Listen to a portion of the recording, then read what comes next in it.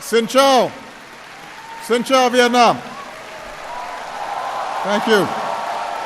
Thank you so much. Thank you. Please.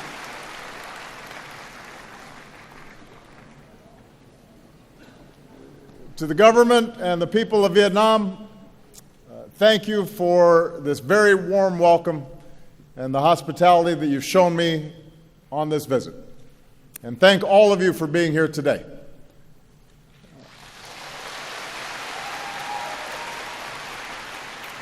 We have Vietnamese from across this great country, including so many young people who represent the dynamism and the talent and the hope of Vietnam. On this visit, my heart has been touched by the kindness for which the Vietnamese people are known.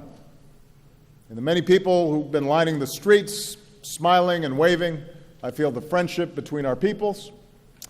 Last night, I visited the old quarter here in Hanoi and enjoyed some outstanding Vietnamese food, tried some bún cha.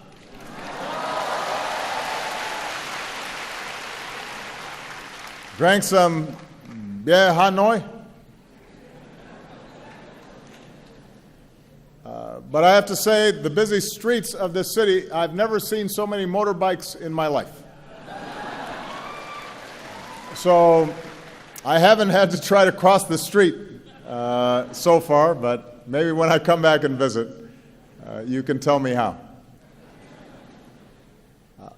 I am not the first American president to come to Vietnam in recent times, but I am the first, like so many of you, who came of age after the war between our countries.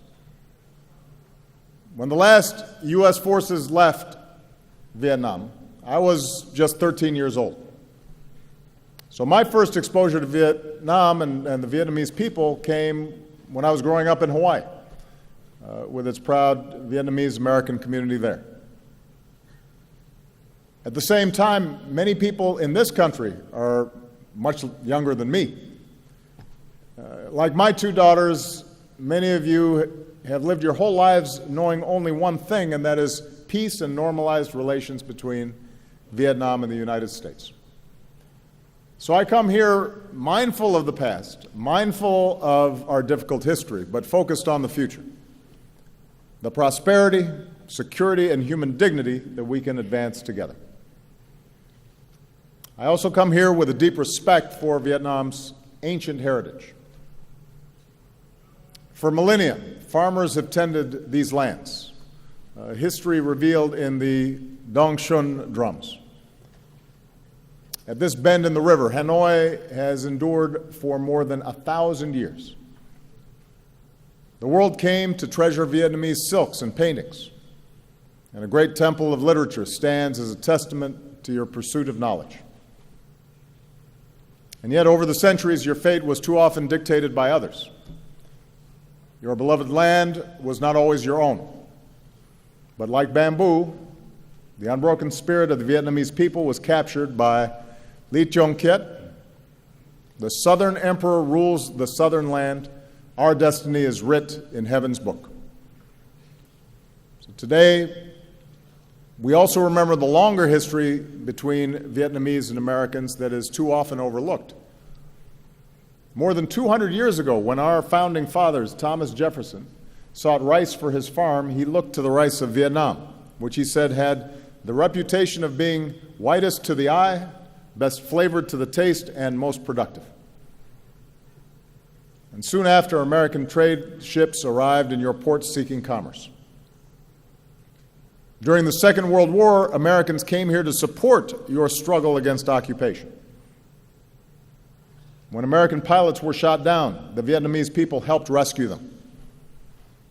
And on the day that Vietnam declared its independence, crowds took to the streets of this city, and Ho Chi Minh evoked the American Declaration of Independence. He said, "All people are created equal. The Creator has endowed them with inviolable rights. Among these rights are the right to life, the right to liberty, and the right to pursuit of happiness."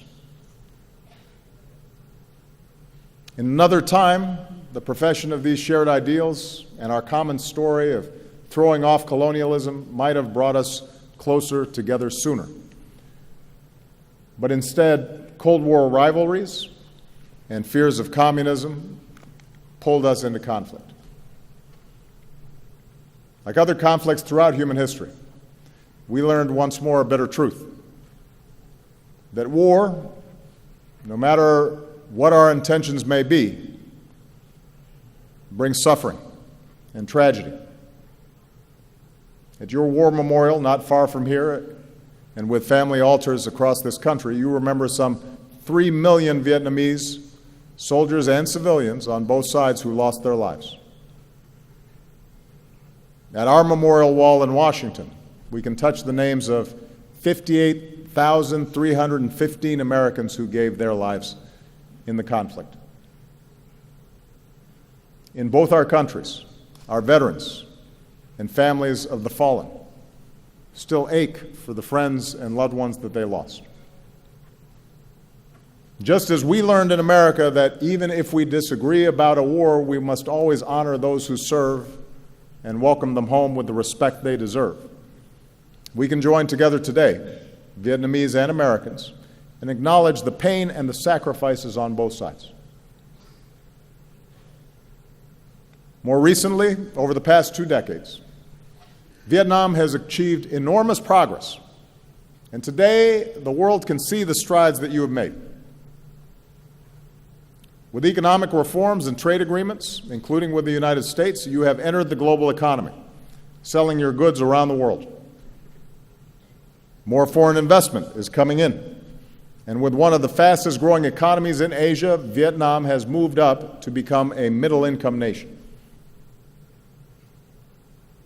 We see Vietnam's progress in the skyscrapers and high-rises of Hanoi and Ho Chi Minh City, new shopping malls and urban centers. We see it in the satellites Vietnam puts into space and a new generation that is online, launching startups and running new ventures. We see it in the tens of millions of Vietnamese connected on Facebook and Instagram. And you're not just posting selfies, although I hear you do that a lot. And so far, there have been a number of people who have already asked me for selfies.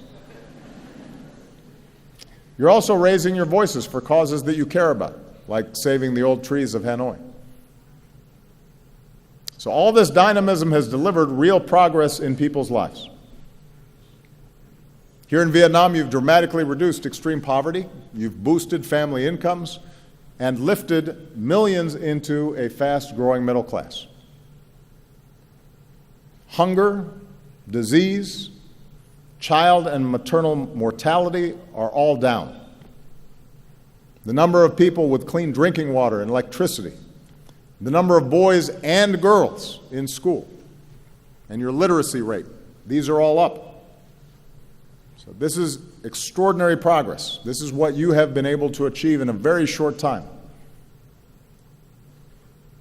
And as Vietnam has transformed, so has the relationship between our two nations. We learned a lesson taught by the Venerable Thich Nhat Hanh, who said, "In true dialogue, both sides are willing to change."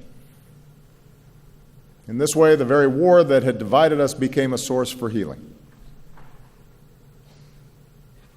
It allowed us to account for the missing and finally bring them home. It allowed us to help remove landmines and unexploded bombs, because no child should ever lose a leg just playing outside. Even as we continue to assist Vietnamese with disabilities, including children, we are also continuing to help remove Agent Orange, dioxins, so that Vietnam can reclaim more of your land. We're proud of our work together in Da Nang, and we look forward to supporting your efforts in Bien Hoa. Let's also not forget that the reconciliation between our countries was led by our veterans who once faced each other in battle. Think of Senator John McCain, who was held for years here as a prisoner of war, meeting General Zat, who said our countries should not be enemies but friends. Think of all the veterans, Vietnamese and American, who've helped us heal and build new ties. Few have done more in this regard over the years than a former Navy lieutenant and now Secretary of State for the United States, John Kerry, who is here today. And on behalf of all of us, John, we thank you for your extraordinary efforts.